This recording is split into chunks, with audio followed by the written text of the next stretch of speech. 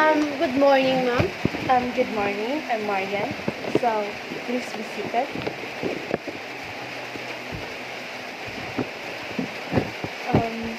Kumusta ka ngayon?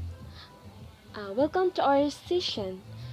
I'm here to listen and help you explore your feelings and thoughts. Nandito po ako ngayon upang humingi ng tulong dahil palagi ko na lang panaginipan ay medyo natakot po ako.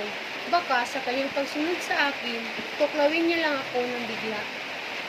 So, ano kaya ang mararamdaman mo kapag naririnig mo ang tungkol sa gubat? Pumunta daw ako sa madilim na gubat at may ahas akong nakita. Patuloy lang akong naglalakad at sinundan niya ako, hindi niya man lang ako inatake. Interesting. Can you tell me more about during what did you feel during on that dream? Sa tingin ko, naliligaw ako noon kasi hindi ko na alam kung saan ako pupunta, lalo na nasa kagubatan ako noon. Gets ko na. Siguro yung kagubatan nagre-representa yon sa pagiging pagkalito mo. Paano kaya yung ahas? Ano ba yung naramdaman mo nung nakita mo siya? Syempre, takot po ako noon.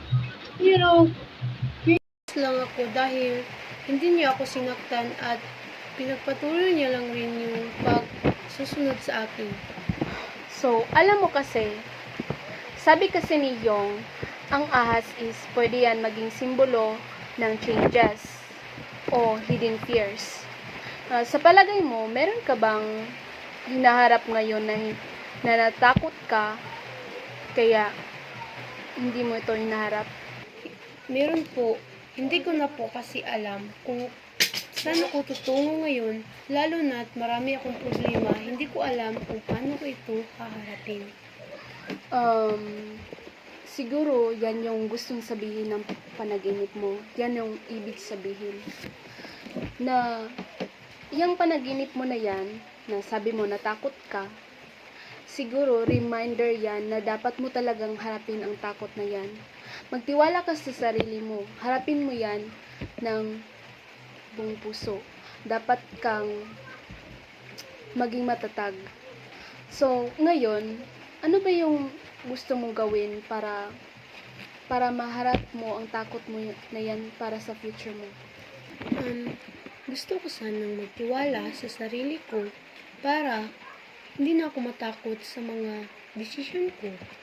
So ngayon, naintindihan mo na kung anong ibig sabihin ng panaginip mo. Na dapat ka talaga maging matapang at huwag kang matakot sa mga pagsubok sa buhay. So, better next time, mas i-observe mo pa yung mga panaginip mo. Kasi meron silang mga clues para magpatuloy tayo sa ating buhay, sa ating real life. Kaya pala, palagi ko na lang napanaginipan dahil natatakot ako sa magiging future ko ngayon. Oo, tama ka. So, salamat sa pag-share ng mga panaginip mo. And if you have any question, feel free to ask me. And I hope you find our session today helpful. And if you have any question, feel free to ask me. Maraming salamat po, Counselor. I feel like I have better understanding my dream now. You're welcome. Always remember that you're not alone in this journey. Take care of yourself and keep exploring your feelings and thoughts. Because our session will be scheduled next week.